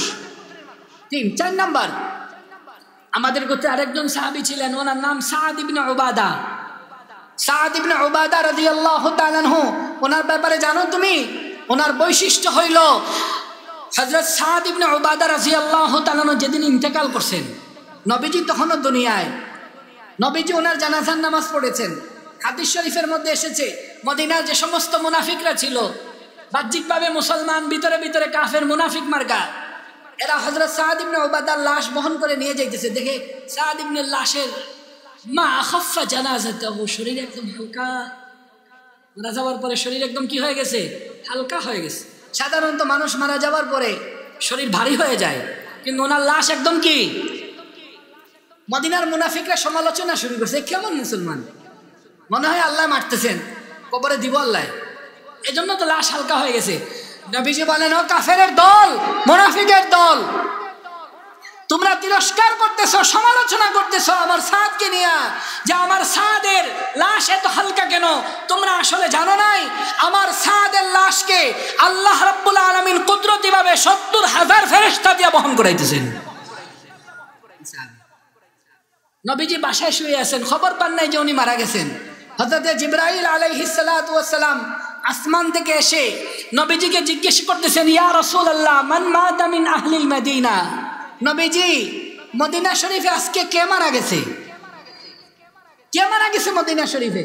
নবীজি বলেন, কেন, কি হয়েছে? ইয়া রাসূলুল্লাহ, মদিনা শরীফে আজকে একজন মানুষ মারা গেছে, বড় নেককার। মান হাযাল আবদুস সালিহ? ইয়া রাসূলুল্লাহ, মদিনা শরীফে আজকে একজন নেককার মানুষের মৃত্যু হয়েছে। এই লোকটা এমন নেককার, এমন নেককার, এমন নেককার, এই লোকটার মৃত্যুর কারণে ইহতাজ্জা আরশুর রহমান লাহু, আল্লাহ রাব্বুল আলামিনের আরশে আজিমের পিলার, আল্লাহর আরশে আজিমের খুঁটিগুলো থরথর করে কাঁপা শুরু করে দিছে। আল্লাহর আরশের পিলার থরথর করে কাঁপতেছে। এই সাহাবী, ওনার মৃত্যুর কারণে ইহতাজ্জা আরশুর রহমান লাহু, ওনাকে যখন কবরস্থ করা হয়েছে, ওনার কবর যখন খনন করা হয়েছে, ওনার কবর থেকে মিষ্টি আম্বরের ঘ্রাণ বাইরে হইয়া পুরা সোনার মদিনা আতরের ঘ্রাণে মোহিত হয়ে গেছিল। হযরত সালাবনা ইবনে গনুম বলতেছেন, এই আমাদের গোত্রের মানুষ। চারজনের কথা বলছেন। 1 নম্বর খুজামা ইবনে সাবিত, 2 নম্বর হানজালা গাসিলুল মালাইকা, 3 নম্বর আসিম ইবনে সাবিত হামিয়ুদ দাবার, 4 নম্বর সাদ ইবনে উবাদা আল্লাযী ইহতাজ্জা আরশুর রহমান লাহু, যার মৃত্যুর কারণে আল্লাহর আরশে আজিমের পিলার থরথর করে কাঁপতেছে। প্রথম পার্টির বক্তব্য শেষ। এবার খাজরাজ গোত্রের যিনি হযরত আসাদ ইবনে জুরারা রাদিয়াল্লাহু আনহু, উনি বললেন তুমি তো তোমার ফজিলত খুব বয়ান করলা, এবার আমাদের গোত্রের ফজিলত শুনবানি। শোনো, মিন্না আরবাতুন আহকামুল কুরআন, মুআয ইবনে জাবাল ওয়া উবাই ইবনে খালফ। মিন্না আরবাতুন আহকামুল কুরআন, সাদ ইবনে মুআয। আমাদের গোত্রের ভিতরে 4 জন আছে এমন যারা কোরআনে কারীমের সবচাইতে বড় আলেম, এমন 4 জন হলো আমাদের গোত্রের। 1 নম্বর হযরত মুআয ইবনে জাবাল রাদিয়াল্লাহু তাআলা আনহু, 2 নম্বর হযরত উবাই রাদিয়াল্লাহু তাআলা আনহু, 3 নম্বর হযরত যায়েদ ইবনে সাবিত রাদিয়াল্লাহু তাআলা আনহু, 4 নম্বর হযরত আবু যায়েদ রাদিয়াল্লাহু তাআলা আনহু। এই 4 জন হইল আমাদের গোত্রের মানুষ। আর এছাড়া আরেকটা আলাদা বৈশিষ্ট্য, সাদ ইবনে মুআয মদিনা শরীফের আমির। আল্লাহর নবী মদিনা শরীফে 12 জন আমির বানিয়ে দিয়েছিলেন, এর ভিতরে একজন হলো সাদ ইবনে মুআয। উনি আমিরুল মদিনা, খতিবুল আনসার, আনসারদের সবচেয়ে বড় আমির সাহেব, মদিনা শরীফের লিডার। উনি হলো আমাদের গোত্রের মানুষ। আউস গোত্রের সাহাবী নিজেদের 4টা বৈশিষ্ট্যের কথা বলছেন, যে 4 জন সম্মানী সাহাবী আমাদের গোত্রের মানুষ। খাজরাজ গোত্রের উনি বলতেছেন আমাদের মাঝেও 4 জন আছে যারা কোরআনের সবচাইতে বড় আলেম, সেই সাথে আরেকজন বাড়াইয়া বলতেছেন যে আমাদের মধ্যে একজন আছে, উনি মদিনা শরীফের নেতা। দুজনে কথা বলতেছেন, ফাগাদিবা, কথা বলতে বলতে দুজন উত্তেজিত হয়ে গেছেন। ও আনশাদাল আশআর, একজনে আরেকজনের বিরুদ্ধে, এক গোত্র আরেক গোত্রের বিরুদ্ধে, এক বংশ আরেক বংশের বিরুদ্ধে কথা বলতে শুরু করেছেন। আনশাদাল আশআর, কবিতা বলা শুরু করেছেন। ফাজাল আউস ওয়াল খাজরাজ ওয়া মাহুমুস সিলাহ, দুইজনে যে তর্ক করতেছেন, আউস গোত্রের সাহাবী উনি তর্ক করতেছেন, ওনাকে দেখে আউস গোত্রের মানুষ অস্ত্র শস্ত্র লইয়া এসে পড়ছে। খাজরাজ গোত্রের এরা যখন শুনছে যে আমাদের গোত্রের লোকে অমুক গোত্র তর্ক লাগছে, এরাও লাঠি সোটা নিয়ে এসে পড়ছে। 2 গ্রুপ মারমুখী, শরীয়ত বিরোধী কোনো কাজ নিয়ে না, কোনো খারাপ বিষয় নিয়ে না, ভালো বিষয় নিয়ে। উনি ওনার গোত্রের ফজিলতওয়ালা সাহাবীর কথা বলছেন, উনি ওনার গোত্রের ফজিলতওয়ালা সাহাবীর কথা বলছেন। হযরত সালাবা ইবনে গুলম আল আনসারী রাদিয়াল্লাহু তাআলা আনহু, আনসারী 4 জন সাহাবীর ফজিলতের কথা বলেছেন। মিন্না সাবিত, মিন্না খুজাইমা ইবনে সাবিত যুশ শাহাদাতাইন, ওয়া মিন্না হানজালা গাসিলুল মালাইকা, ওয়া মিন্না আসিম ইবনে সাবিত হামিয়ুদ দাবার, ওয়া মিন্না হাসিম ইবনে সাবিত হামিয়ুদ দাবার, ওয়া মিন্না সাদ ইবনে উবাদা আল্লাযী ইহতাজ্জা আরশুর রহমান লাহু। 4 জনের ফজিলতের কথা বলেছেন। আরেকজনে ওনার গোত্রের 4 জন বড় বড় আলেম সাহাবীর কথা বলেছেন। এই যে একজনে আরেকজনকে খাটো করলেন, তোমার গোত্রে এই নাই, আমার গোত্রে এই আছে, তোমার গোত্রে এই নাই, আমার গোত্রে এই আছে, তোমার গোত্রে এই ফজিলতওয়ালা নাই, আমার গোত্রে এই ফজিলতওয়ালা আছে, এই যে কথা কাটাকাটি করলেন, আল্লাহর এটা পছন্দ হয় নাই। আল্লাহর এটা পছন্দ হয় নাই। আল্লাহ বলেন, ইয়া আইয়ুহাল্লাযীনা আমানুত্তাকুল্লাহ হাক্কা তুকাতিহি ওয়া লা তামুতুন্না ইল্লা ওয়া আনতুম মুসলিমুন। আল্লাহ বলেন, এই যে এত বড়াই করতেছো, আমার গোত্রে এই আছে, তোমার গোত্রে এই নাই, আমার গোত্রে এই আছে, তোমার গোত্রে এই নাই, এই যে বড়াই করতেছো, এই বড়াই আমি আল্লাহ পছন্দ করি না। আমি আল্লাহর কাছে পছন্দসই যদি হইতে হয়, একটা মাত্র উপায়, সেটা হইল নিজের অন্তরের ভিতরে তাকওয়া অর্জন করো, আল্লাহকে ভয় করার মতো ভয় করো। এর জন্য বলছিলাম যে ভাই, আল্লাহ রাব্বুল আলামিন কোরআনে কারীমের সূরা হুজুরাতের 11 নম্বর আয়াতে আমাদেরকে নিষেধ করেছেন, যারা পুরুষ তোমরা একজন আরেকজনকে উপহাস করবে না, খবরদার। লা ইয়াসখার কওমুম মিন কওম, একজন আরেকজনকে নিয়ে উপহাস করবে না। আল্লাহর একটা সিস্টেম আছে। আল্লাহর সিস্টেম হইল, সাধারণত আল্লাহ যখন বিধান দেন, পুরুষ আর মহিলাদেরকে আল্লাহ একসাথে বিধান দেন যে তোমরা এই কাজ করো। করতে গিয়ে আল্লাহ মহিলাদের কথা আলাদা বলেন না, আল্লাহ পুরুষদের কথা বলেন, পুরুষদের কথার ভিতরে মহিলারাও ঢুকে যায়। এটা আল্লাহর সিস্টেম। কিন্তু এখানে আইসা আল্লাহ কথা ঘুরাই দিয়েছেন। আল্লাহ বলেন, ওয়ালা নিসাউম মিন নিসা, নিসাউন মানে মহিলা, আল্লাহ বলেন পুরুষরা তোমরা একজন আরেকজনকে উপহাস করবে না। হে মহিলা জাতি, তোমরা মহিলারাও একজন আরেকজনকে উপহাস করবে না। মুফাসসিরিনে কেরাম প্রশ্ন উত্থাপন করেছেন যে আল্লাহ পুরুষদের কথা বললেই তো মহিলা এখানে আছে, মহিলার কথা আল্লাহ আলাদা বললেন কেন? যে হে মহিলা জাতি তোমরা একজন আরেকজনকে উপহাস করবে না কেন? আসা ইয়াকুন্না খায়রাম মিনহুন্না, তুমি একজনকে উপহাস করতেছো, মহিলা কালো তুমি উপহাস করতেছো, মহিলা খাটো তুমি উপহাস করতেছো, মহিলা অশিক্ষিত দেখতে সুন্দর না তুমি উপহাস করতেছো, মহিলা গরিবের মেয়ে তুমি উপহাস করতেছো। হইতে পারে তুমি যারে নিয়ে উপহাস করতেছো হে তোমার থেকে আল্লাহর কাছে অনেক বেশি আদরের বান্দি। তা আল্লাহ মহিলার কথা আলাদা বললেন কেন? মুফাসসিরিনে কেরামের মধ্য থেকে একজন শ্রেষ্ঠতম মুফাসসির কাজী সানাউল্লাহ পানিপতি রহমতুল্লাহ আলাইহি উনি বলেন لأن الاستهزاء والسخرية يكون في النساء أكثر لضعف عقلهن وجهلهن। মুফাসসিরিনে কেরাম বলেন যে অন্যকে খাটো করা, অন্যকে উপহাস করা, অন্যকে ব্যঙ্গ করা, অন্যকে দোষারোপ করা, অন্যকে দুশ্চর্চা করা, এই কাজটা পুরুষদের তুলনায় মহিলারা বেশি করে। মহিলারা কি করে? বেশি করে। মহিলারা অন্যজনকে খাটো করা, অন্যজনকে ছোট করা, অন্যজনকে উপহাস করা, অন্যজনকে তুচ্ছ তাচ্ছিল্য করা, অন্যজনকে লজ্জা দেওয়া, অন্যকে শরম দেওয়া, এই কাজটা পুরুষের তুলনায় মহিলা বেশি করে। হাদিস শরীফের ভিতরে এসেছে আম্মা জান হযরত আয়েশা সিদ্দিকা রাদিয়াল্লাহু তাআলা আনহা আমাদের নবীজির কত আদরের বান্দি। বুখারী শরীফের ভিতরে হাদিস আছে, নবীজি সাল্লাল্লাহু আলাইহি ওয়াসাল্লাম বলেন, নবীজিকে প্রশ্ন করা হয়েছে মান আহাব্বুন নাসি ইলাইকা ইয়া রাসূলুল্লাহ, হে আল্লাহর নবী আপনার কাছে দুনিয়াতে সবচেয়ে ভালোবাসার মানুষ কে? নবীজি বলেন আয়েশা। নবীজি বলেন আল্লাহর গোটা সৃষ্টির মধ্যে, আল্লাহর গোটা দুনিয়ার মধ্যে আমার কাছে সবচেয়ে প্রিয় মানুষ হইল আয়েশা। এমন একজন মহিলা হযরত আয়েশা রাদিয়াল্লাহু আনহা একদিন নবীজির আরেকজন বিবি হযরত আয়েশার সতীন, নবীজির আরেকজন বিবি হযরত সাফিয়া বিনতে হুয়াই ইবনে আখতাব রাদিয়াল্লাহু আনহা, নাম সাফিয়া। উনি দেখতে একটু খাটো ছিলেন। দেখতে কি ছিলেন? খাটো ছিলেন হযরত সাফিয়া। হযরত আয়েশা রাদিয়াল্লাহু তাআলা একদিন বলতেছেন ইয়া রাসূলুল্লাহ ইন্নাহা লাকাসীরা, নবীজি আপনি যে বিবাহ করে বিবি আনছেন, সফিয়াকে যে আপনি বিবি করে ঘরে আনছেন, এই যে আপনার বিবি, এই বিবি এত উঁচা না, এই বিবি খাটো।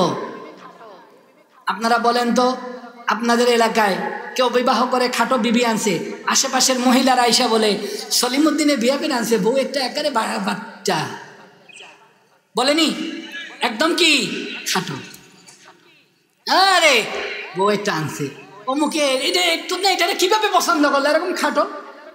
কেউ খাটো এটা বানাইছে কে? সে নিজে হয়েছে না আল্লাহ?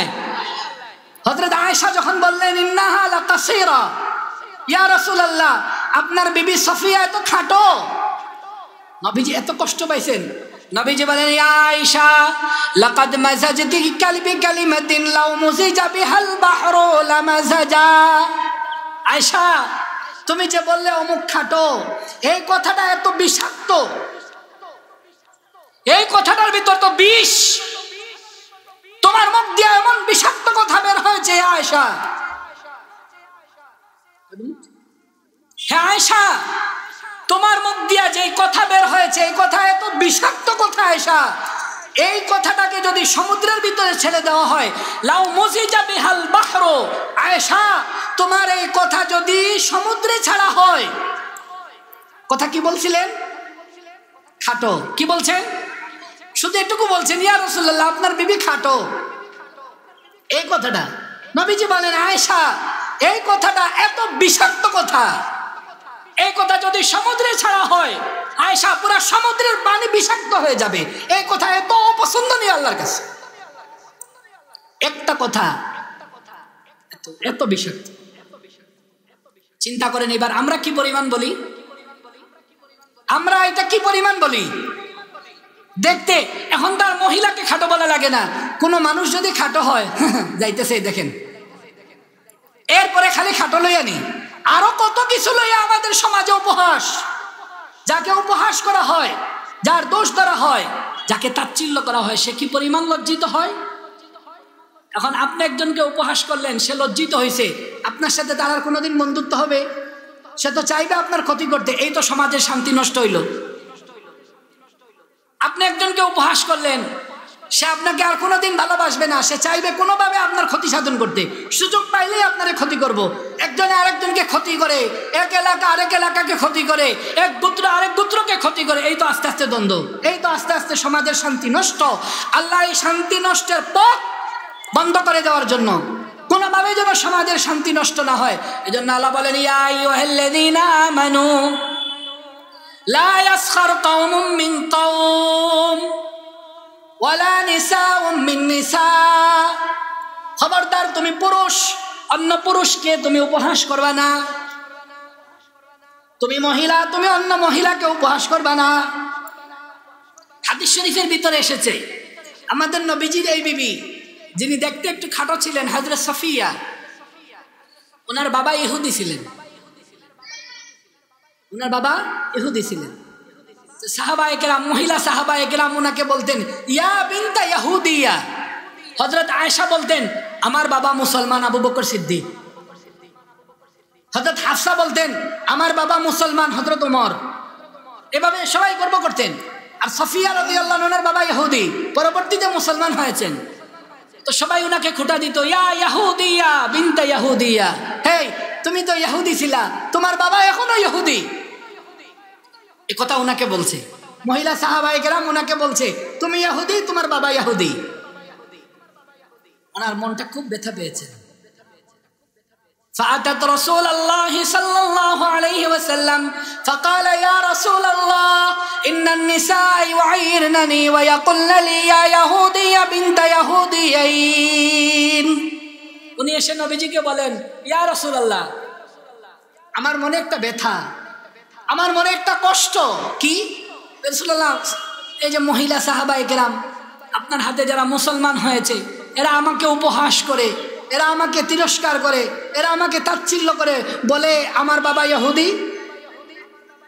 নবীজি ওনাকে তখন উত্তর দিছেন, শিখাইয়া দিছেন ওনার বাবা, ওনার বাবার বাবা, বাবার বাবা, বাবার বাবা, বাবার বাবা, ওনার পূর্বপুরুষ ছিলেন আল্লাহর পেয়ারা নবী হযরত হারুন আলাইহিস সালাতু ওয়াস সালাম, আর ওনার চাচা লাগেন হযরত মূসা আলাইহিস সালাতু ওয়াস সালাম। নবীজি বলেন তোমাকে যখন আবু বকরের মেয়ে উপহাস করে, তোমাকে যখন ওমরের মেয়ে উপহাস করে, তোমাকে যখন অন্য মহিলারা উপহাস করে, বলে তুমি ইহুদির মেয়ে, তুমি কি বলতে পারো না ইন্না আবি হারুন ওয়া আম্মি মূসা ওয়া যাওজি মুহাম্মদ? তুমি কি বলতে পারো না এই তোমাদের বাবা কে বলো তো দেখি? আমার বাবার বাবা, আমার পূর্বপুরুষ ছিলেন আল্লাহর পেয়ারা নবী হযরত হারুন আলাইহিস সালাতু ওয়াস সালাম, আমার চাচা হযরত মূসা আলাইহিস সালাতু ওয়াস সালাম, এবং আমার স্বামী আকায়ে নামদার সাইয়্যিদুল আউয়ালিন ওয়াল আখিরিন হযরত মুহাম্মদুর রাসূলুল্লাহ সাল্লাল্লাহু আলাইহি ওয়াসাল্লাম। নবীজি শিখায় দিয়েছে। ওরা উপহাস করতেছে তুমি ইহুদির মেয়ে। নবীজি বলেন না, তুমি বলো আমার বাবা হারুন আলাইহিস সালাতু ওয়াস সালাম, আমার চাচা হযরত মূসা আলাইহিস সালাতু ওয়াস সালাম, আমার স্বামী হযরত মুহাম্মদ সাল্লাল্লাহু আলাইহি ওয়াসাল্লাম। এজন্য আল্লাহ বলেন ওয়ালা নিসাউম মিন নিসাইন আসা ইয়াকুননা খায়রাম মিনহুন। খবরদার, এক মহিলা আরেক মহিলাকে উপহাস করবা না। তুমি উপহাস করতেছো মহিলার একটা খারাপ দেখে, হতে পারে সে আল্লাহর কাছে অন্য গুণের কারণে অনেক বেশি ভালোবাসার হয়ে গেছে।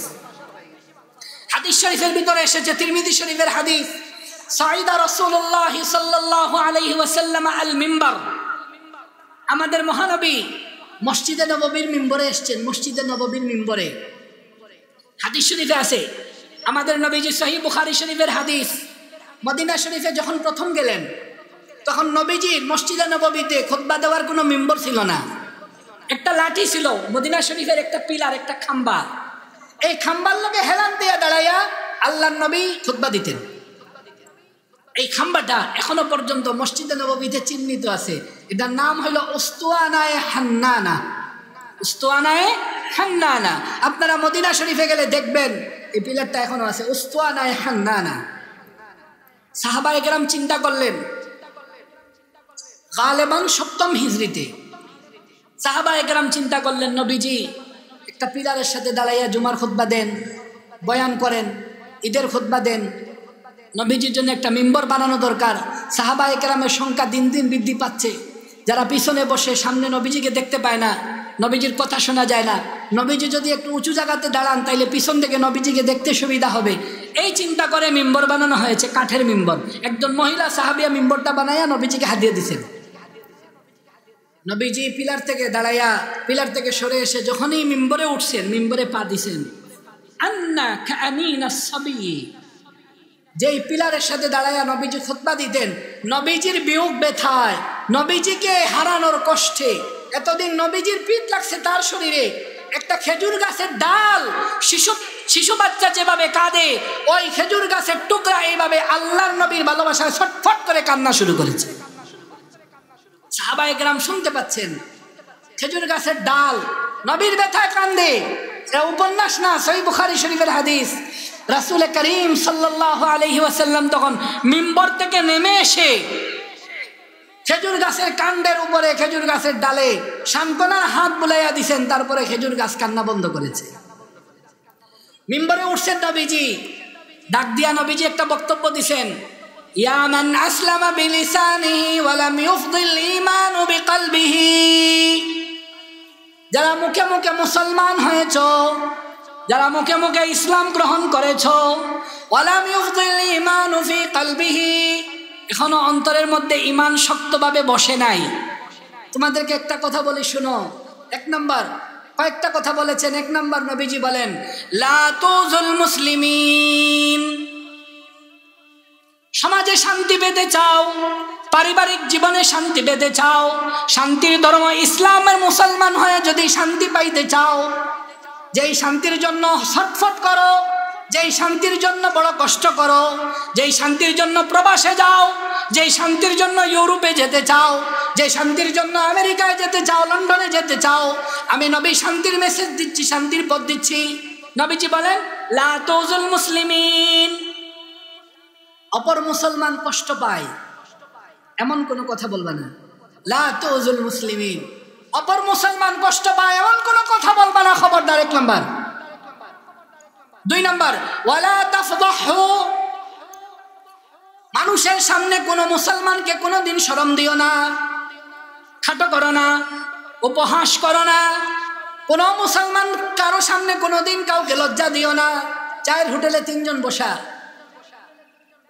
এক মুসলমান 70 বছর, তার ছেলে কোনো অপরাধ করেছে, উনি এখানে আসছেন, 3-4 জন বসা।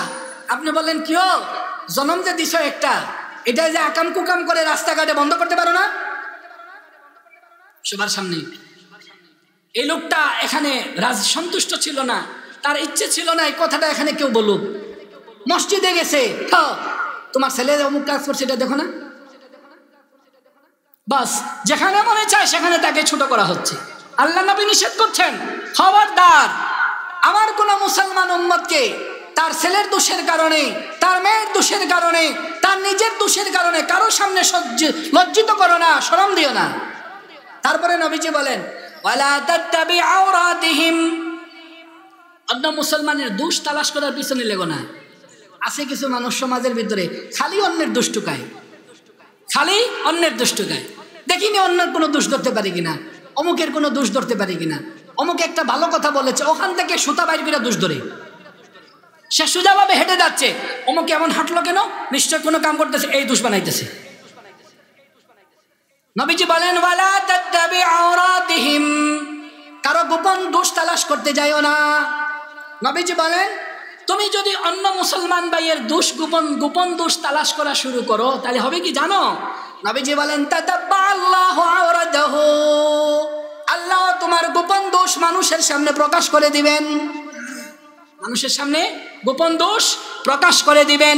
ওয়ামান তাতাব্বা আল্লাহু আওরাতাহু ইয়াফদাহু ওয়ালাউ ফি জাওফি রাহলিহি, নবীজি বলেন, তুমি অন্য মুসলমান ভাইয়ের গোপন দোষ তালাশ করবা, তুমি অন্য কোন মুসলমান ভাইয়ের গোপন দোষ ভাইরাল করে দিবা, অন্য কোন মুসলমান ভাইয়ের দোষকে জনগণের সামনে তুলে ধরবা, আল্লাহ রাব্বুল আলামিন তোমার গোপন দোষ তালাশ করবেন।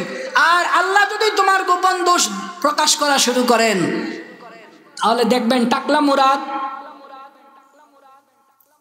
এদেশে একজন তথ্য প্রতিমন্ত্রী ছিল মুরাদ হোসেন, মাথায় কোনো চুল নাই, তার একটা অডিও রেকর্ড ভাইরাল হয়েছে, আপনারা শুনেছিলেন? এক অডিও রেকর্ডের কারণে তার মন্ত্রিত্ব শেষ, মন্ত্রিত্ব শেষ। এমপিগিরি ছিল, এই নির্বাচনে এমপিগিরিও শেষ। জামালপুরের ডিসি, এক ভিডিও ভাইরাল হয়েছে, শেষ। একটা ভাইরাল হয়েছে, শেষ। মন্ত্রীগিরি শেষ, এমপিগিরি শেষ, ডিসিগিরি শেষ। আল্লাহ বলেন, আমার অন্য মুসলমানের দোষ প্রকাশ করবা, তুমি যত গোপনে অপরাধ করো না কেন, কোথায় কোন নায়িকার সাথে মোবাইলে কথা বলেছিল, আল্লাহ রাব্বুল আলামিন জাতির সামনে এটা প্রকাশ করে এক প্রকাশে মন্ত্রিত্বগিরি খতম করে দিয়েছেন। আল্লাহ বলেন, আমার নবীজি বলেন, আমান তাতাব্বা আল্লাহু আওরাদাহু ইয়াফদাহু ওয়ালাউ ফি জাওফি রাহলিহি। তুমি অন্য কোন মুসলমানের দোষ তালাশ করবা, আল্লাহ রাব্বুল আলামিন তোমার দোষ প্রকাশ করবেন, এমনকি একদম গোপনে ঘরের কোনায়, একদম ঘরের সব দরজা বন্ধ করে রাতের অন্ধকারে গুনাহ করেছো, আল্লাহ এই গুনাহ জাতির সামনে প্রকাশ করে তোমাকে চূড়ান্তভাবে বেইজ্জত করে ফেলবেন। আল্লাহ আমাদের সবাইকে হেফাজত করেন। এজন্য আল্লাহ আমাদেরকে কোরআনে, নবীজি আমাদেরকে হাদিসে, সাহাবায়ে কেরাম আমাদের কাছে ধরে ধরে ধরে ধরে পৌঁছে দিয়েছেন যে কি করলে আমরা দুনিয়াতে শান্তি পাবো, অথচ আমরা সেগুলো করি না। আল্লাহ কোরআনে কারীমের 49 নম্বর সূরা, সূরা হুজুরাত, সূরা হুজুরাতের 11 নম্বর আয়াত, আল্লাহ বলেন, ইয়া আইয়ুহাল্লাযীনা আমানু লা ইয়াসখার কওমুম মিন কওম। আল্লাহ বলেন, হে মুসলমান, হে ঈমানদার, খবরদার অন্য কোন পুরুষকে খাটো কইরো না, অন্য কোন পুরুষকে উপহাস করো না, অন্য পুরুষকে নিয়ে তুচ্ছ তাচ্ছিল্য করো না। কেন? আসা ইয়াকুনু খায়রাম মিনহুম। তুমি যারা নিয়ে উপহাস করতেছো, হতে পারে সে তোমার থেকে আল্লাহর কাছে অনেক বেশি আদরের। ওয়ালা নিসাউম মিন নিসাইন আসা ইয়াকুননা খায়রাম মিনহুন্না। কোন মহিলা অন্য মহিলার দোষ ধরো না, অন্য মহিলার উপহাস করো না, অন্য মহিলাকে তুচ্ছ তাচ্ছিল্য করো না, হতে পারে আসা ইয়াকুননা খায়রাম মিনহুন্না। তুমি যে মহিলার দোষ তালাশ করতেছো, যে মহিলাকে উপহাস করতেছো, খাটো করতেছো, ছোট করতেছো, হতে পারে সে আল্লাহর কাছে তোমার চাইতে বেশি প্রিয়। সূরা হুজুরাতের 11 নম্বর আয়াতে আল্লাহ 3টা বিষয় আমাদেরকে নিষেধ করেছেন। কয়টা বিষয়? 3টা বিষয় নিষেধ করেছেন। একটা বিষয়ে কথা বললাম শুধু, আল্লাহ নিষেধ করেছেন কাউকে উপহাস করব না। আজকের এই মাহফিল থেকে, এত দূর থেকে আপনাদের এলাকায় এসেছি, এই দীর্ঘ সময় শুধু একটা কথাই বুঝাইলাম। নবীজি বলেন, মান সাতারা মুসলিমান সাতারাহুল্লাহু ইয়াউমাল কিয়ামা। তুমি অন্য মুসলমানের একটা দোষ দেখেছো, অন্য মুসলমানের একটা দোষ তুমি জানতে পেরেছো, নবীজি বলেন এটা প্রকাশ করো না, এটা গোপন করো। তুমি যদি এটা গোপন করো, আল্লাহ কিয়ামতের দিন তোমার দোষ ত্রুটি গোপন করে তোমার জন্য জান্নাতের ফয়সালা করে দিবেন। আর উপহাস করবা, নবীজি অন্য হাদিসে বলছেন কিয়ামতের দিন মানুষের সাথে, উপহাসকারীর সাথে আল্লাহ উপহাস করবেন। আল্লাহ বলবেন যাও জান্নাতে যাও, সে দেখবে জান্নাতে যাইতে যাইতে জান্নাতের গেট খোলা, জান্নাতের সামনে যাবে, জান্নাতের দরজা বন্ধ করে দেওয়া হবে। মানুষের সাথে উপহাসের শাস্তি। এজন্য আজকের এই মাহফিল থেকে আপনাদের কাছে অনুরোধ করি, আবেদন করি, এখানে যারা বসে আছেন বেশিরভাগেরই বয়স অনেক বেশি, বা যারা যুবক আছেন, প্রচুর যুবক এসে পড়েছেন আলহামদুলিল্লাহ। আপনাদের প্রধান বক্তা যিনি, উনিও এসে পড়েছেন। বলার উদ্দেশ্য হলো, আমরা কি সবাই আজকে থেকে ওয়াদা করতে পারি, মান্যত নিয়ত করতে পারি, একদম পাক্কা নিয়ত করতে পারি, যতদিন বেঁচে আছি শান্তিতে বাঁচার জন্য আমরা কেউ কাউকে নিয়ে উপহাস করব না? পারবো তো ইনশাল্লাহ? কাউকে নিয়ে উপহাস করব না, পারবো তো ইনশাল্লাহ? কাউকে তিরস্কার করব না, পারবো তো ইনশাল্লাহ? আল্লাহ নিষেধ করেছেন, নবীজি নিষেধ করেছেন, আল্লাহ রাব্বুল আলামিন দুনিয়া ও আখিরাতে কঠিন শাস্তি রেখেছেন। এজন্য আমরা শান্তিতে বসবাস করার জন্য কারো দোষ প্রকাশ করব না, দোষ গোপন রাখার চেষ্টা করব, অন্যকে উপহাস করব না, তিরস্কার করব না। আল্লাহ রাব্বুল আলামিন আমাদেরকে তৌফিক দান করেন। আমিন। ওয়া আখিরু দাওয়ানা আনিল হামদুলিল্লাহি রাব্বিল আলামিন ওয়া সাল্লাল্লাহু আলান নবিয়িল কারীম। ঢাকা মাহফিল, সুস্থ সমাজ গড়ার বিপ্লবী চেতনায়।